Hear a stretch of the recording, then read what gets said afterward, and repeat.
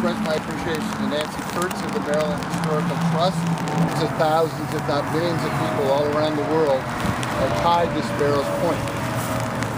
I'm sorry today that one important person is not here, and that's Don Kellner, who is a longtime Dundalk guy and union officer and retiree and active, loyal person. Is in the hospital with some very serious health problems. I tried to get him to leave his credit card at Mickey's so that we could go up there and really appreciate him. And he didn't think that was what we wanted to do. But we're going to allow, once we open this, people who work there to share their memories, people from the community share their memories briefly about what it was like being at Sparrows Point. So now, I hope.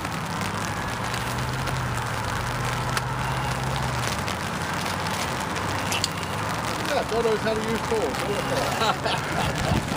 You don't go through this apprenticeship without learning something. Hold it to the right end and everything. I know.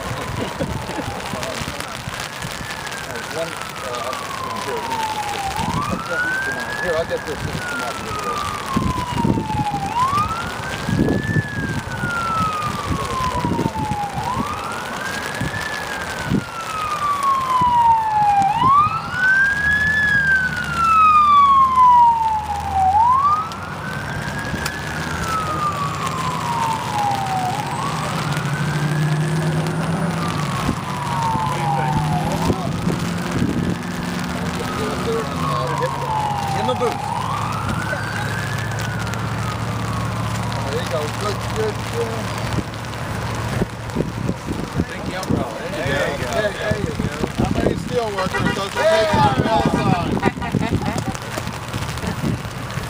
So there we are, and I wish the language would express appreciation for the Union, but it's a great tribute to Sparrows Point.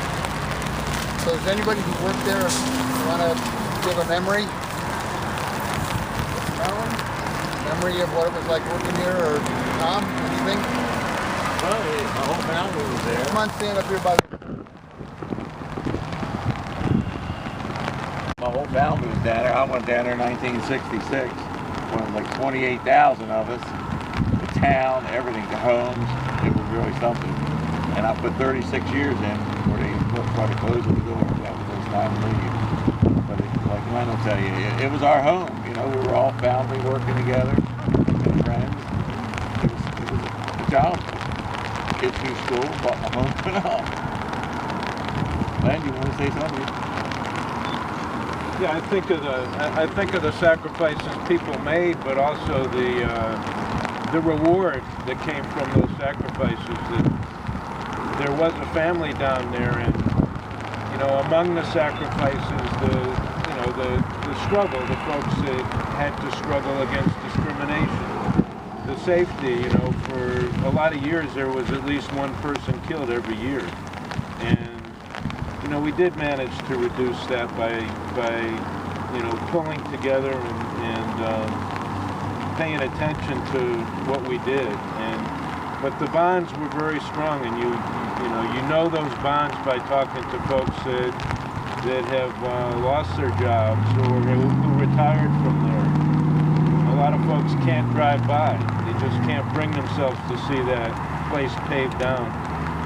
And it's great to commemorate the history. I think the greatest commemoration would be to see good family-sustaining jobs take the place of the ones that were there, where people have a voice on the job like we had at Sparrows Point. It's a great thing that there's a commemoration of what was here. Anybody else? Nancy, anything? Roadside markers have been a familiar sight on Maryland's roadways since the 1930s. When automobiles and the expanding roadway system opened new territory for the tourist, the visitor, the traveler. For the 1932 bicentennial of George Washington's birth, there was a big focus on commemoration. The DAR started erecting markers to George Washington and his birth and the routes that he traveled. In 1933, the Maryland Roadside Historical Marker Program was launched and has proven to be an effective way to draw attention to travelers and people about the importance of people, places, and events in Maryland's history and also regional history. So through the years, despite of increasing traffic and bigger highways, the markers have remained a popular way for people to learn about our history. Since 1985, the marker program has been administered by the Maryland Historical Trust.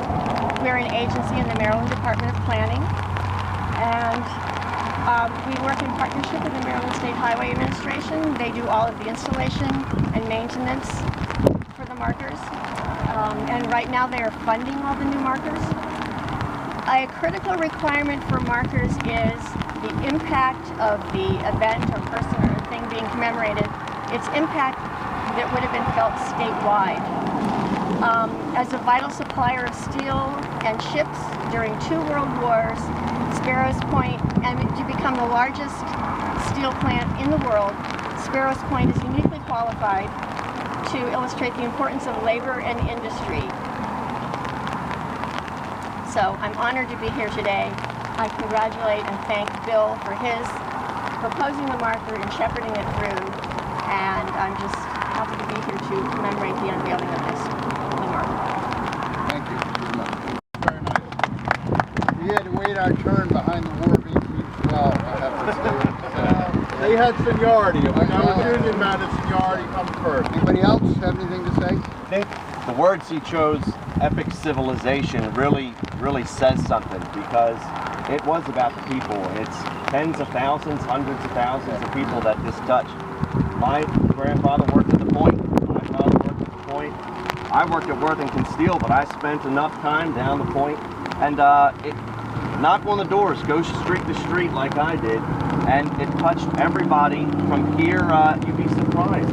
I talk to people around the state, and they say, my father, my uncle, I worked at Beth Steel. And it really is, the story is really about the people. So I just want to say thanks for making this a reality. This is sacred ground for the people of the east side here, and we appreciate your efforts to make this a reality. Thank you. Something that Len said, and this is a message that I've been preaching the last 10 years. People talk about good jobs, and well, we want to have good jobs. Well, the reason these were good jobs is because the men and women down here made them good jobs. They were not victims, they were not passive, they were aggressive and active. And that's what has to happen for any jobs here, any jobs at Walmart, any jobs anywhere. They'll be what we make them. If we sit back, as many people did in the union recently, and allow the place to close without any kind of challenge, and you can see the bitterness just as recently as yesterday on the Facebook site of people who blame everybody, the politicians. These are probably people who never went to a union meeting in their life, never participated. So each of us, this country has got to change, and we have to be the agents of that change. So I thank all of you for coming. Can I add one thing? This is here for many, many years. And Can I add something? I beg pardon? Can I add something? Oh, sure. I'm sorry. Okay. Well, I'm part of the Dundalk Historical Society, and just in the historical aspect, I'd like to share that the people that worked at Sparrows Point and the community should be so happy that we helped build America. The steel company helped build America. It helped build the rails. It actually helped win 2 world wars, and that sometimes there wasn't always 100% racial harmony, but actually the black workers that worked there and the whites both deserve credit for that. And we did come together and had a great thing here. I'm actually a son of a steel worker who worked at the rod and wire mill, and to see the mill gone just is heartbreaking, as well as the fact that we provided national security for our country with our steel mill, and it's a daggone shame that it's gone now. And I'm so glad that Bill took care of this, and I'm very sorry that Don Kellner wasn't here today, but Don, I hope that you see that there was a lot of people that do care and did come out today for this event, and we wish that you get well very soon. Thank you all very much for coming out today. It means a lot to me personally. And if anybody has any memories, your family, grandfather, pictures and stuff like that, I'll be glad to take them. We're still hoping to get a museum started down here. End of last year, I thought it looked really promising. The vice president from the company said, oh, we're going to raise lots of money and we'll build a building. Didn't happen, but I want to say that's up. We have a place for it, the Baltimore City Archives, and so it's good. So anybody got anything, do not throw it away. Thank you all. Be coming back next year, Bill. We're going to. If everybody wants to get up there, I'll take a picture. Right, camera.